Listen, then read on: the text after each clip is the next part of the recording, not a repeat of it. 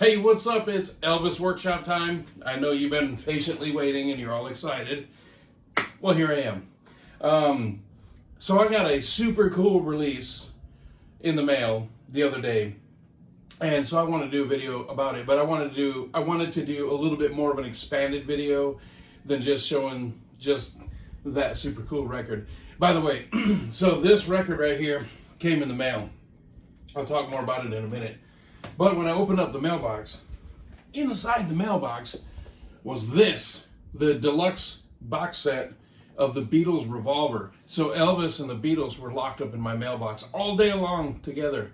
Do you think that there was some of that going on? Anyway, so I'm going to listen to Revolver later, but right now it's Elvis time. So, a little background on this. This is Elvis played at the Boston Garden one time in his entire career, and this is it. It was November 10th, 1971. The venue is gone. The old Boston Garden where the Boston Celtics won all their championships in the 60s, 70s, 80s, it's been mowed over. It's completely gone. The venue's gone. But Elvis stopped in there once, and it ended up being one of his very, very best concerts ever. And really, I'm not saying that just because I'm making this video. If you have never heard this, it's called Like a Black Tornado. And Elvis is wearing this black pinwheel suit during the show, and I believe a local newspaper writer doing a review of the show said that Elvis was like a black tornado. And that's where the title of this album comes from.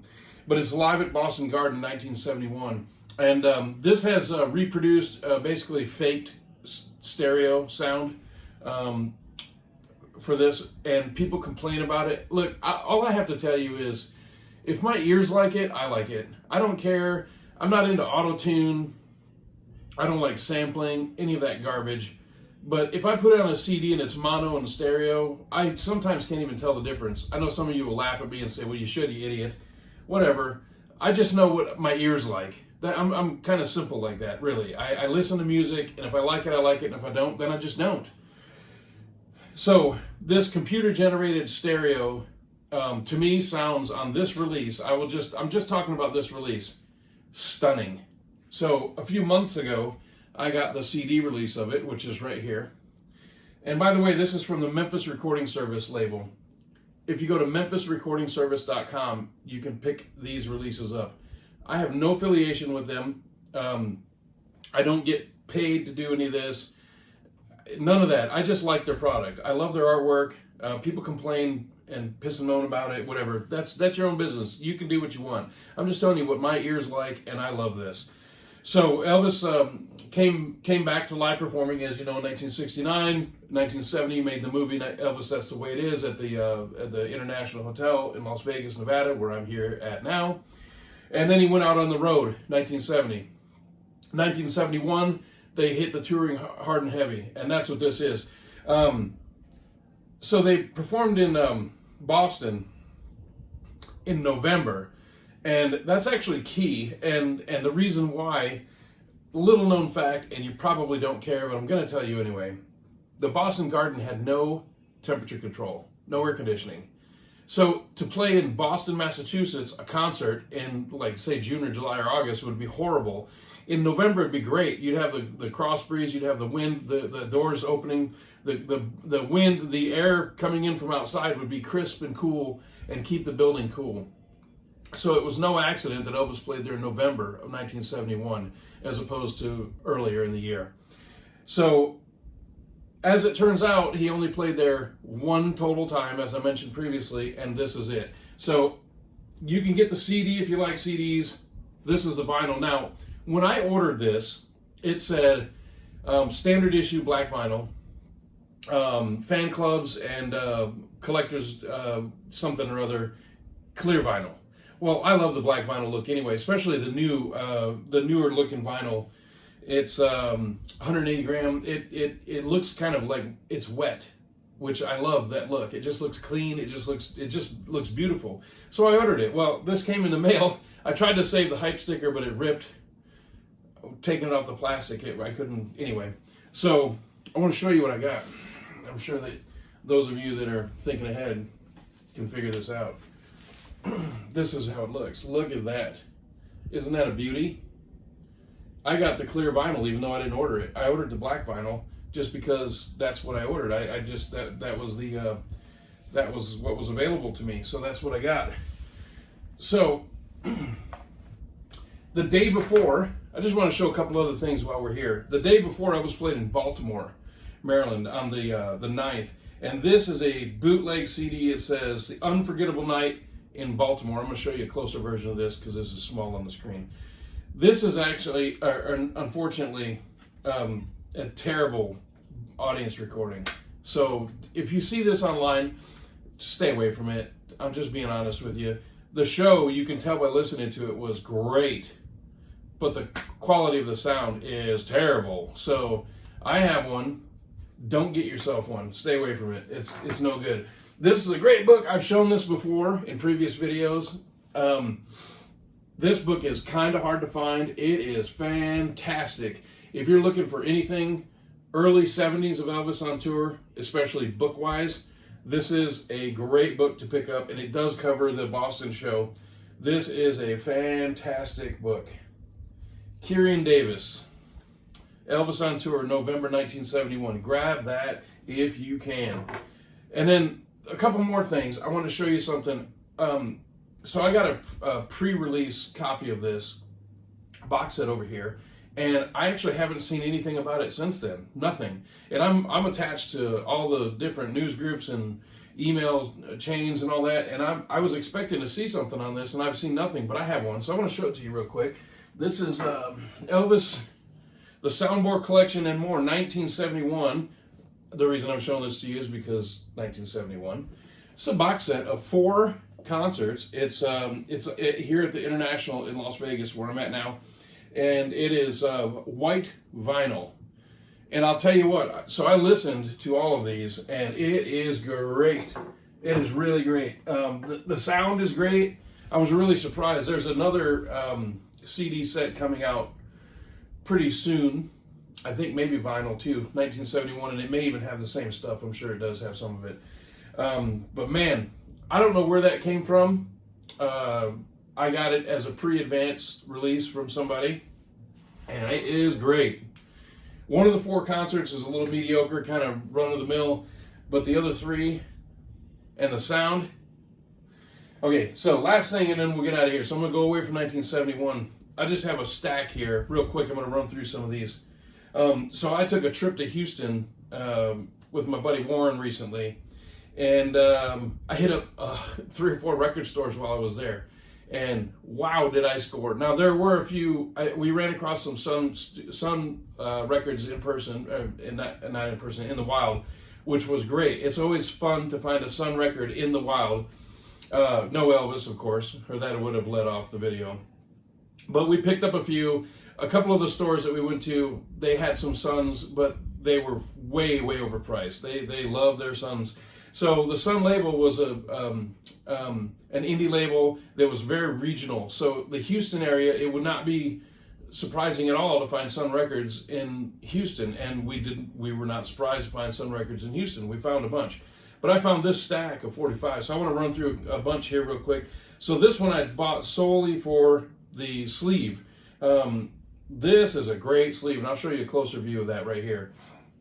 I've had the 45 before, but what a sleeve. That is just super cool. Then I've got probably 5 or 6 copies of Elvis's first album with RCA, just simply entitled Elvis Presley. This is an EP that I picked up. Very, very nice. Blue Suede Shoes, Tutti Frutti, I Got a Woman, and Just Because. Odd song selections, but that's what they chose. But that's a nice one. These 3 right here, let me save these here for a minute.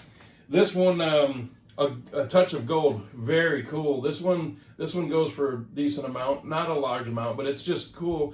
And what I like about it, even if it's not super rare, is just the beautiful artwork on it, and that it's vintage. It's just really nice, man. I just love it. It's so nice, heavy cardboard. It's just great. Here's another one, same thing. Doesn't go for a lot, but just that vintage artwork, and I just love it. It's fun. It's cool to have. And again, the same exact story here.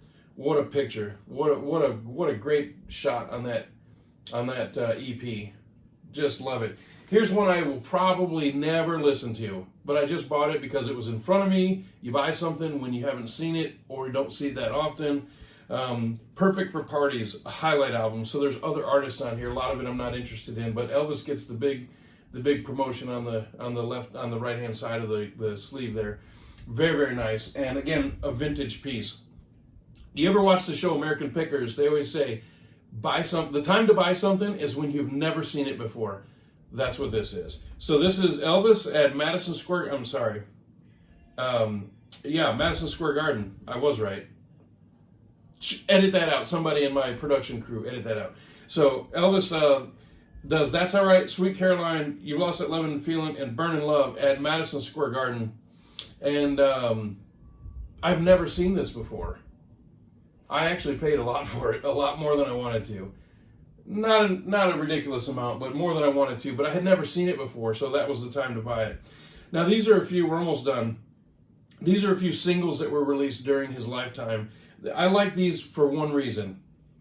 Well, I like the songs, but I like the timeline promotion here. That puts these within a certain time period. So it says now available, Elvis the Other Side's award-winning gold hits, volume 2. So it tells you about a recent release that had just come out. It's Only Love, The Sound of Your Cry, the single. Same thing here with this one. Rags to Riches, Where'd They Go, Lord? And it says now available Elvis Country album. I just like that because it's advertising a new release, so this can be dated very closely. And I know that you can go back and find out when exactly these were released, but I just like the advertisement on the sleeve about a new release that's out right now. I just love that. Here's another one. See Elvis in the MGM personal appearance film, That's the Way It Is, now playing. I Don't Really Want to Know, and There Goes My Everything. So this was put out when the movie was in theaters, and I love that. I really, really love that. We're almost done. I bought this one, Elvis Paralyzed. It's a single, not signal. Paralyzed and Little Sister, and I bought it solely for the artwork. It matches a few LPs that I have. Okay, a little bit off the beaten path here. Again, found these in Houston, very nice. A Prayer for Elvis, a Message from Harold.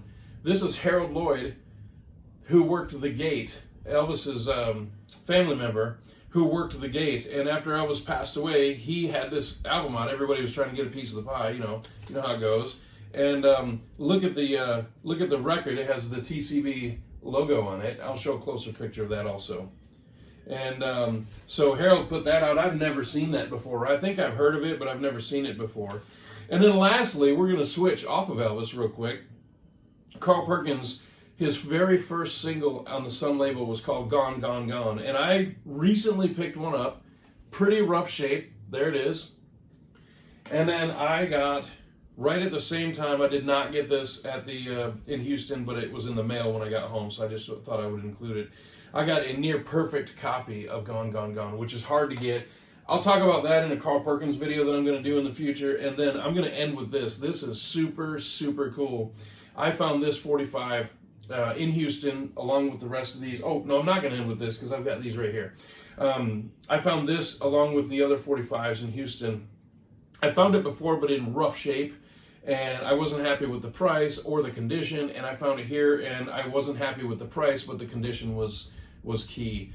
So I picked up That'll Be the Day by Buddy Holly and the Crickets, and I have played this, and it is fantastic. I mean, it just pops. You know, CDs are one thing, but when you have an original vinyl 45 of a song, that is just awesome. And I'll tell you what, it just reminds you of what a shame it was about what happened to Buddy Holly. And this thing just rocks. It absolutely rocks. It just jumps right off of the turntable. Last thing, and these are pretty cool. These are reproductions or bootlegs or whatever you want to call them. I've seen them before, but not in person. I've seen them online. And these are the 5 Sun singles on 3 discs, and they're EPs, and I'll show you, but they do have the Sun label. They look great. I mean, they look just like real Suns. I'll show you some closer photos of these. They sound great. They play great. You know, it's weird, though. I don't know why. Maybe somebody in the comments can tell me. The singles sound crisp and clear and clean, and they jump out at you. The songs that were not singles, not so much. It's weird. The sound quality actually drops on these. So You're a Heartbreaker, My Baby's Gone, Harbor Lights, they just don't sound as good as the singles. But they're cool to have, and it's a nice set, and the Sun labels look pristine. Really nice. Anyway, but I really wanted to talk about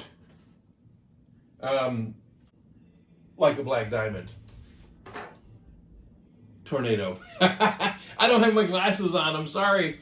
Okay, the record is over there. The lettering is bigger on the record. Okay, let me do that again. Take two. I really wanted to talk about Like a Black Tornado. So I got the vinyl version in the mail the other day, along with the Beatles. And wow, what a show. I can just tell you, what was it called before? The Power of Shazam. That's an old bootleg copy of this. That was, I think, the first release of this. It was called The Power of Shazam. And what a show. And the sound is so much better on this than any other release. And you know what I forgot to do? I really forgot to do, and I'm not going to stop the video, but I actually have the FTD version of this here, back here, of this very show. I know it's right there, but I can't see it, so I can't pull it out. I should have thought about that beforehand. I was trying to pull everything out that I thought went for this video. I forgot the one thing that's really important is the actual official release of it. Anyway, MemphisRecordingService.com. I have no affiliation. I just love the sound. I love what they do. I love the artwork. Go get yourself a copy. Like a Black Tornado, Elvis, on vinyl or CD. It's great. I hope you like this video. Please tell your friends, your family, your cousins, your nephews, your neighbors, and all that stuff. And I hope you like it. And if you don't, then you ain't nothing but a hound dog. See you later.